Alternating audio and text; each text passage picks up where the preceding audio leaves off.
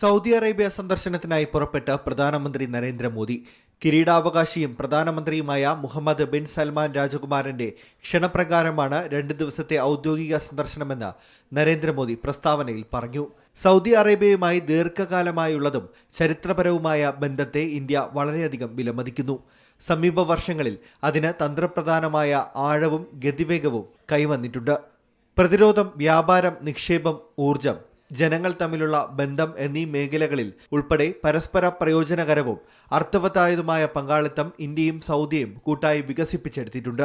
പ്രാദേശിക സമാധാനം, സമൃദ്ധി, സുരക്ഷ, സ്ഥിരത എന്നിവ പ്രോത്സാഹിപ്പിക്കുന്നതിനുള്ള താൽപ്പര്യവും പ്രതിജ്ഞാബദ്ധതയും പങ്കിടുന്നതായും പ്രധാനമന്ത്രി യാത്രയ്ക്ക് മുമ്പ് പറഞ്ഞു. കഴിഞ്ഞ ദശാബ്ദത്തിനിടെ സൗദി അറേബ്യയിലേക്കുള്ള പ്രധാനമന്ത്രിയുടെ 3ാമത്തെ സന്ദർശനമാണിത്. ചരിത്രപ്രസിദ്ധമായ ജിദ്ദ നഗരത്തിലേക്കുള്ള ആദ്യ സന്ദർശനവും. 2023 മുഹമ്മദ് ബിൻ സൽമാന്റെ ഇന്ത്യയിലേക്കുള്ള വിജയകരമായ ഔദ്യോഗിക സന്ദർശനത്തിന്റെ പശ്ചാത്തലത്തിൽ തന്ത്രപരമായ പങ്കാളിത്ത സമിതിയുടെ 2ാം യോഗത്തിൽ പങ്കെടുക്കാൻ പ്രധാനമന്ത്രി ആഗ്രഹം പ്രകടിപ്പിച്ചു.